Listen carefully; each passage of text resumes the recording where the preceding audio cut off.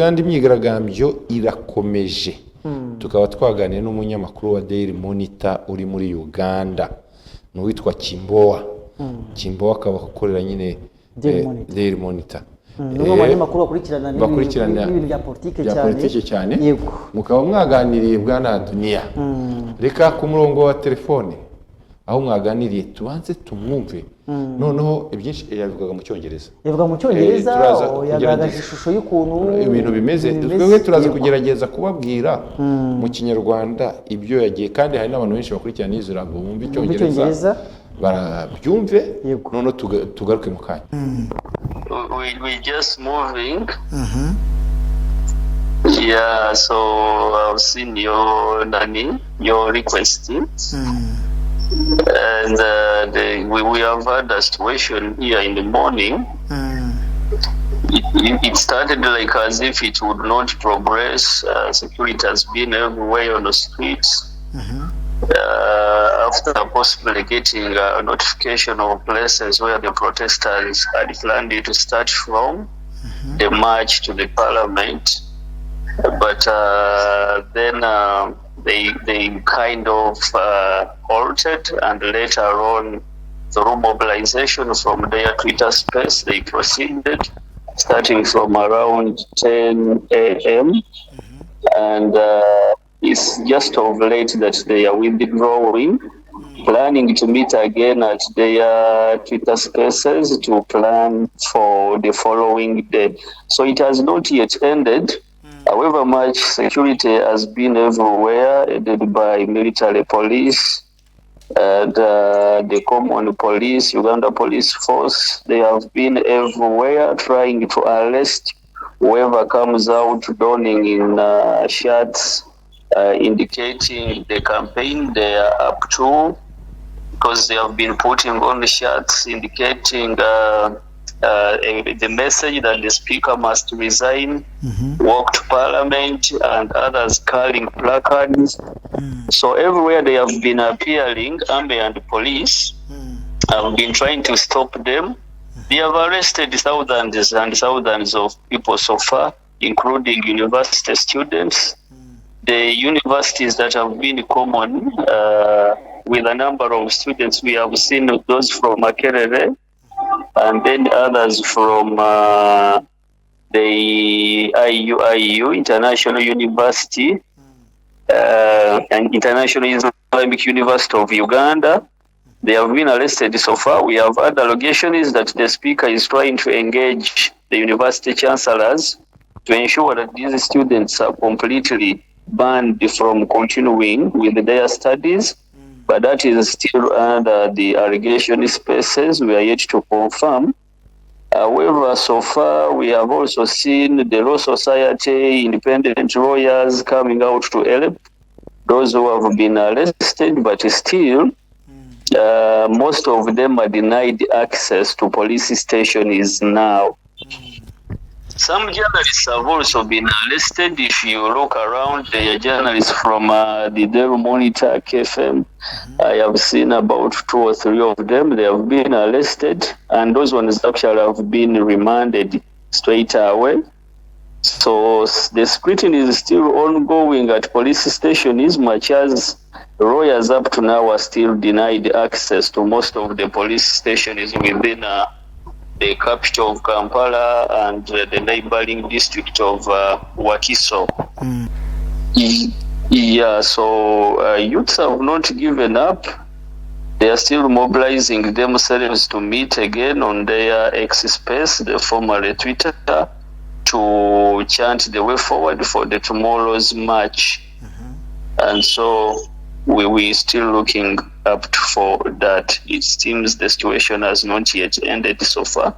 They are demanding for the resignation of the speaker. They want a written letter and also with a signature indicating that she has resigned from that office, and then they will be communicating the way forward.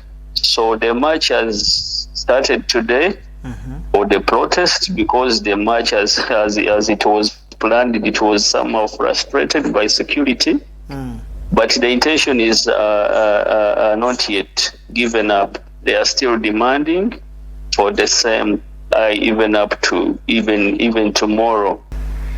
Right now, the population somehow has not been the same as usual. You know, we have one of the most crowded city.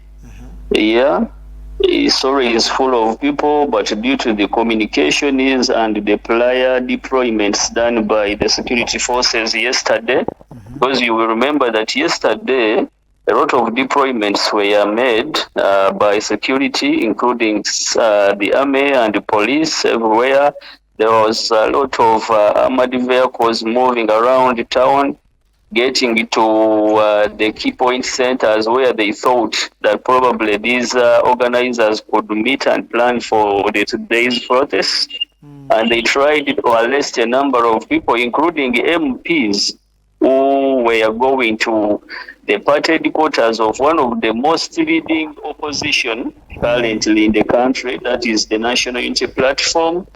And they had a meeting. As usually, they always have a Monday briefing. But all these were frustrated by police, claiming that they were planning to meet and possibly empower today's protests.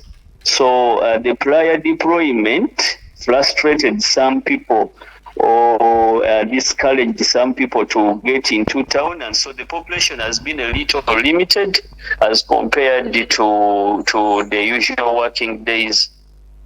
But so far deployments are everywhere, because mainly the deployments were done in the two districts of Kampala and Wakiso. Those are mainly comprise the major urban towns of the country. When I say Kampala district and Wakiso, Kampala district, I mainly mean Kampala City Authority and then its neighboring district of Wakiso. But all these, including the nearby districts of Mpigi and Mkono, all major entries and major towns are having deployments therein. Yeah, so the major streets in town, security is moving like swamps and what. Most of the businesses in some areas have been ongoing, but at the same time, in such areas, there has been deployments. So everywhere you see a busy place, there has been men in uniform. You could visually see them. But in some other places, in some other streets where the protests could start, you could see businesses closing. And when the situation normalizes, then people could open again. The sessions in Parliament have moved on, especially starting from midday. That's when the session is began. Earlier in the morning, probably the registrators could come slowly. Eventually, they have a session chaired by the Deputy Speaker. And we have seen the leader of opposition presenting this ongoing matter under the issues of national importance, and especially condemning the sitting Right Honorable Deputy Speaker, who has been in for the main speaker, for not allowing the protesters to access the parliament, saying that a week ago, some of the protesters are against one of the members in parliament who is possibly is actually under the ruling party, but somehow a critique to it. There was protesters against him who managed to enter parliament, but and they were allowed and accepted, received by the deputy speaker and taken through to the main speaker. However, this time around they have been wondering why they have not allowed the youths to come and present their case peacefully, be received as the prior group did. And possibly, of course, the deputy has had nothing much to say about the matter, other than saying they will be looking into it. I can't really tell the exact number because security managed to ensure that they don't converge in a big number, because possibly it would be hard and difficult for them to control a big crowd. So the deployment is major intention has been that whoever shows up, whereby patrols for police and the army to detention facilities. So the protesters have been coming in numbers of about 5 to 10, then 10 to 30 around there.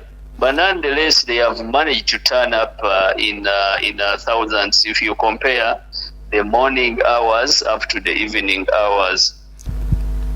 So far, we have not yet got such an incident. And when you look around, the police has not used much brutality apart from arresting and then placing down the patrols, the arrested persons, the protesters.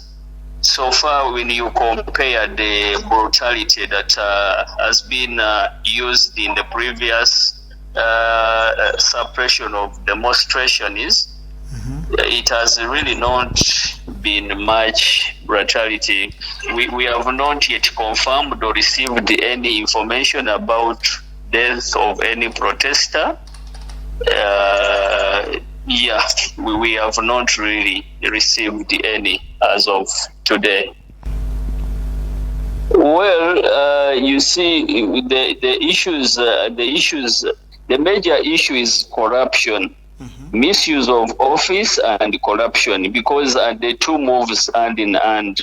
If there is a misuse of office, that definitely it can lead to corruption in one way or the other. If someone feels that I can use the power the way I want, definitely he can decide over matters without being questioned or criticized by any.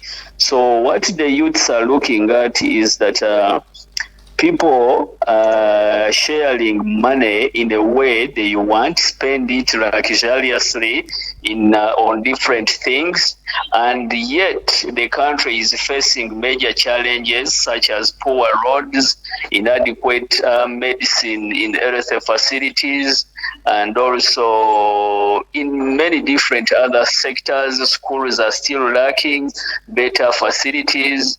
They are lacking, students spend day on empty stomach, and so a number of things. So they say a lot of money swindled by our leaders could be spent on these other issues to see that the country goes forward.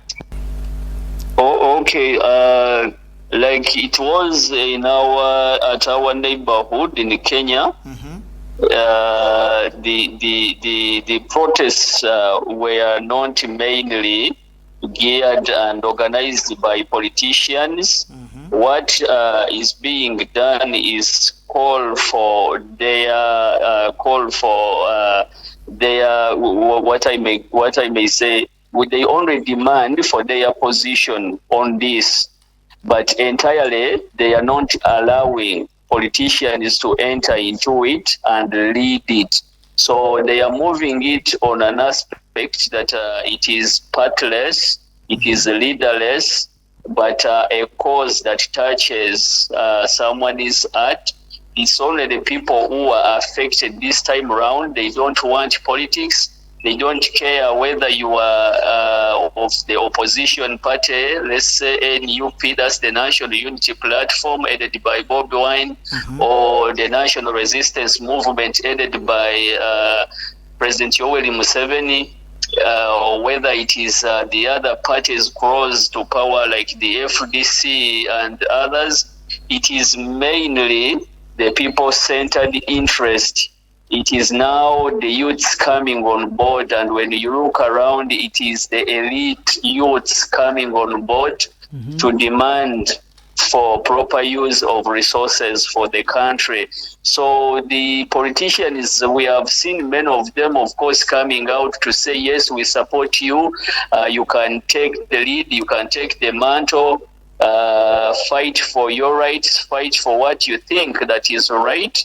And majority of them, the few who have managed to come to the plenary have been there, and the rest have been at their homes, of course.